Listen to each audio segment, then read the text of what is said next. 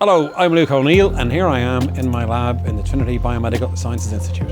So this week on my COVID-19 update, Moderna, the company we've all heard of, they've just applied for approval in the US and Europe and the UK for their RNA vaccine like the Pfizer BioNTech vaccine. They've finished their trial, 30,000 patients, 94% efficacy. Let's hope it's true when we see the data, I guess.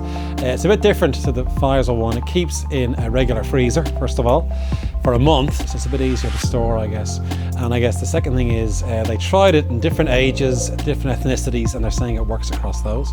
Also, it seems to prevent severe disease, and that's a really good thing. Pfizer haven't said that yet, so we're very optimistic about Moderna. If all goes well, December the 17th, the FDA will judge on its safety and efficacy. The second thing they're going to judge on is what's called pharmacovigilance, which is a new thing that they're now mentioning, which means once it's launched, it'll be monitored very, very carefully, measuring it for safety and all kinds of things. So Moderna is on its way.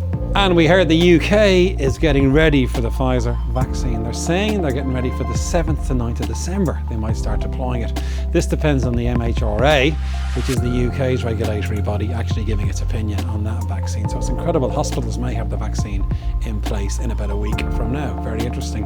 And then secondly, United Airlines have been contracted by Pfizer to ship the vaccine between the US and Europe. There are going to be cargo flights flying from Chicago to Brussels because it's being made in Kalamazoo in Michigan and Pour in Belgium, and there's going to be this constant traffic, it looks like, between those two places to ship as much vaccine as possible, so they're ramping up the shipping process.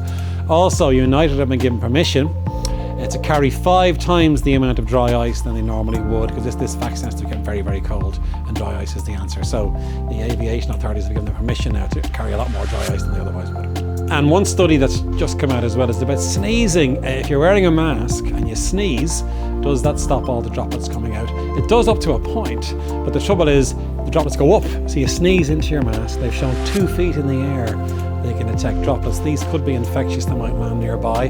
Guess what the advice is? Even though you're wearing a mask, sneeze into your elbow like you would without a mask, and that's a guideline that's just been issued.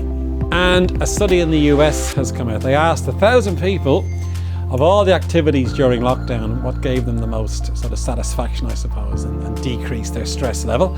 And they gave them a list. Cooking was on the list, exercise. But the number one de-stressor is music. 20% of people said that playing music or listening really helped them. And in my case, during lockdown, it kept me going. Got the guitar out sometimes, banged the piano, and it certainly helped my stress level. So if you want to de-stress, listen or play some music. And if you want to hear about these stories and more, tune in to my COVID-19 weekly update with Pat Kenny on Newstalk.